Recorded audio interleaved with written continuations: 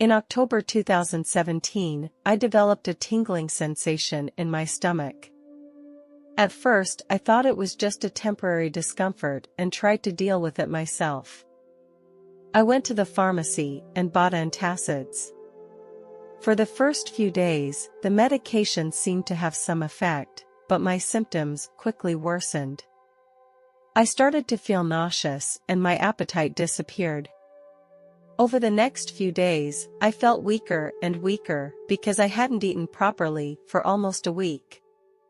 One night, my breathing also started to become difficult, which made me very worried. My husband realized that the situation was very serious and immediately took me to the emergency room. When we arrived at the hospital, I felt my breathing was becoming more and more difficult, which was very frightening to me. I could no longer walk, and I felt like I didn't have enough oxygen in my lungs anymore. In this situation, my husband immediately sought the help of the medical staff. A nurse saw my condition and she very quickly found a wheelchair for me. The nurse put me in the wheelchair and pushed me toward the emergency room. I remember what it was like. I felt a great heaviness in my chest. I tried to breathe deeply, but it didn't feel like oxygen was getting into my lungs. I was immediately placed in a bed. The doctors diagnosed and treated my symptoms. They gave me some oxygen to relieve my breathing difficulties and then performed a series of tests. Many doctors and nurses surrounded me. They put N4 in me. I felt my heartbeat become abnormally fast. My body gradually lost its strength and began to become cold. My vision began to become blurred and the sounds around me faded away. I felt like I was pinned to the bed, unable to move. Suddenly, I felt my soul begin to leave my body, as if an invisible force was pulling me upward. I was being drawn by a powerful force, and I no longer had control over my body. I began to float upward, as if I were floating alone in the dark night sky. In this unknown realm, everything became very peaceful and beautiful. I was surrounded by a very soft light, and this light made me feel very warm. All my worries and pains disappeared here. In this space, I felt that I was not alone and that a mysterious force was guiding and protecting me.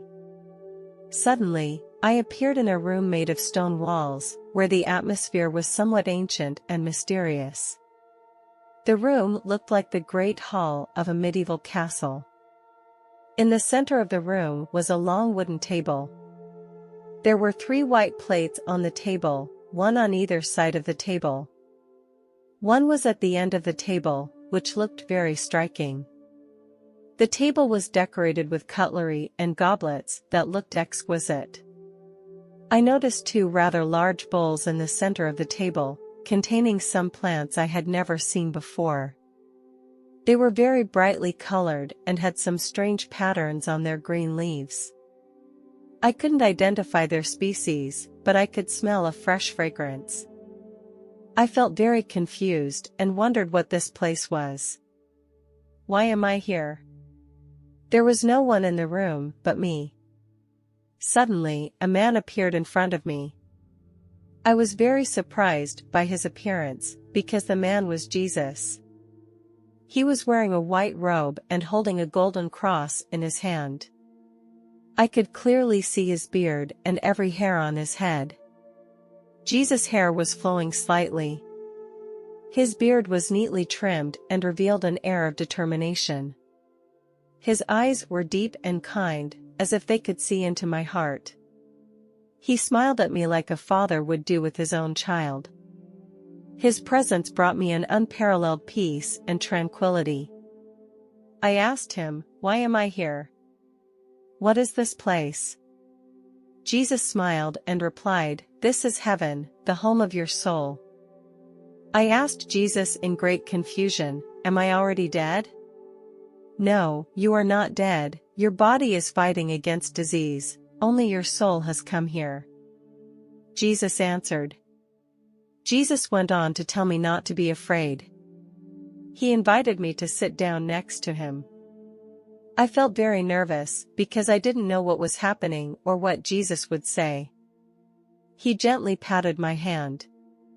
His palm was warm and firm, giving me a feeling of reassurance. I gazed into Jesus' face and felt the care and love in his gaze. In his presence, I felt my heart was released and all my pain and worries disappeared. Jesus said to me that he also had a gift for me. His finger pointed to a door nearby.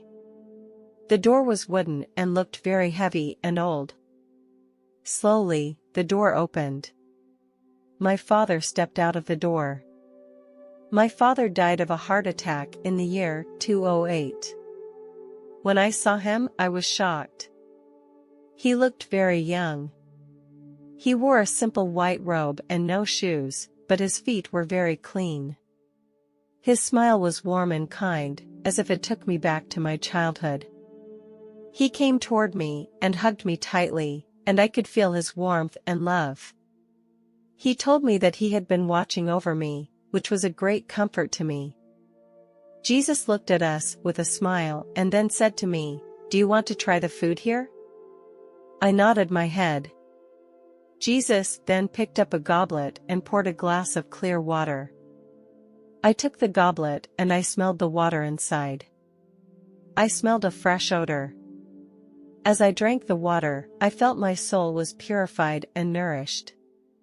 I looked closely at the food on the plate and noticed that it was a plant I had never seen before. Its leaves were a dark green color and looked very fresh. When I put it in my mouth, I felt a wonderful taste.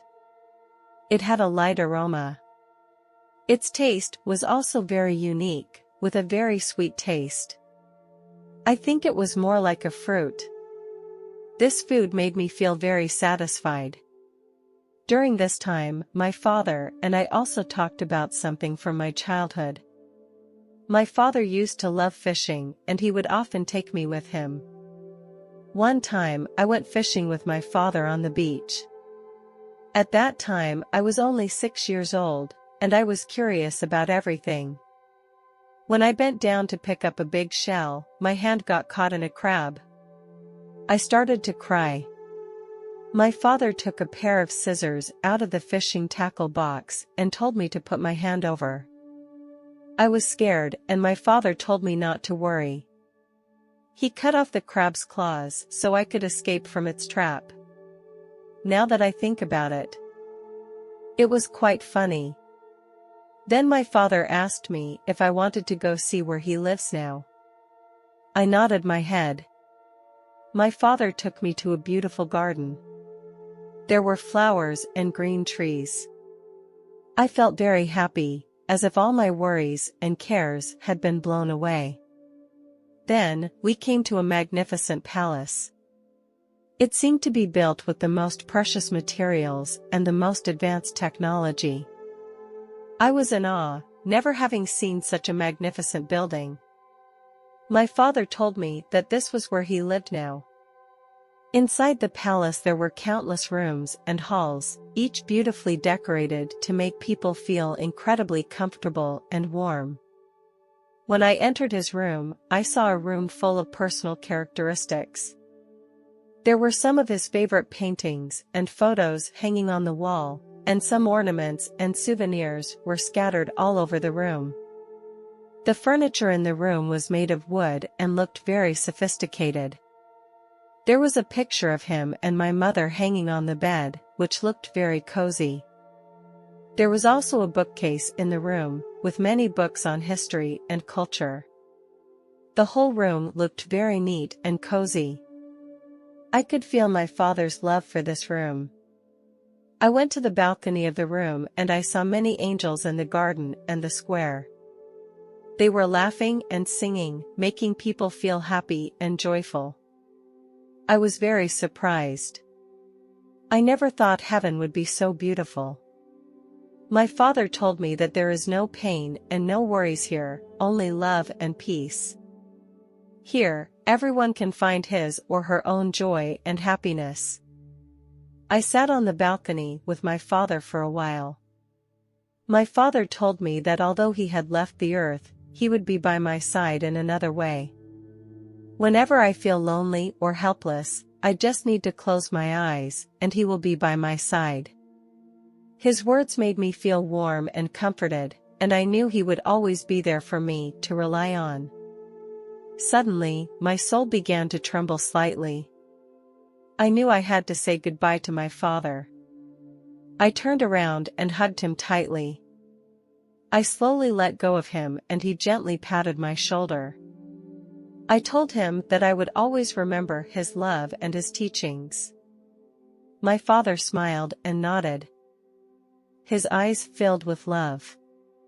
When I woke up, my consciousness was still a little fuzzy. I had some kind of strange mask on my face and an 4-needle in my body. These strange things made me feel a little sick. My family told me that my kidneys and lungs had begun to fail. If I arrived at the hospital any later, I was afraid I would not survive. I was shocked to hear this news, but at the same time I felt incredibly grateful and lucky. When I told my husband about it, he didn't express any opinion. When the doctor came to my bedside, I couldn't resist telling him about my experience. However, my husband did not agree. He reminded me that I couldn't talk about it anymore, or I would be sent to a psychiatric hospital. Hearing these words, I felt very disappointed and frustrated. I felt that everything I had experienced was real. Now it was considered a manifestation of mental illness, which made me feel very aggravated. I know my husband was concerned, but his words made me feel so helpless. After this incident, my life has become very peaceful. I used to have a lot of anxiety and worry, but those feelings seem to have disappeared. I can feel a sense of inner peace and tranquility. This is a feeling I have never felt before in my life. I used to have the habit of smoking, but since that experience, my desire for nicotine has also disappeared. It was as if I had never smoked before. It's a wonderful change, and I can't imagine myself being able to successfully quit smoking. I am now aware of the importance of life and not wasting my time with something stupid. I try to keep my inner peace and clarity because I know how precious and important this feeling is. This experience has changed the trajectory of my life and made me more mature and stronger. I will keep going to church now, and I am eager to learn more about Christianity. I share my experience with other believers. This experience has also made me more concerned about those who are in distress. I try to bring them some warmth and hope through my story. I believe this is what God wants me to do. This experience made me feel the presence and love of God. I believe this experience is unique, and I hope more people can feel God's love.